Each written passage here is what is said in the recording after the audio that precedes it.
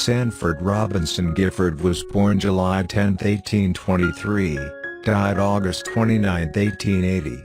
He was an American landscape painter and a leading member of the second generation of Hudson River School artists, a highly regarded practitioner of Luminism. His work was noted for its emphasis on light and soft atmospheric effects.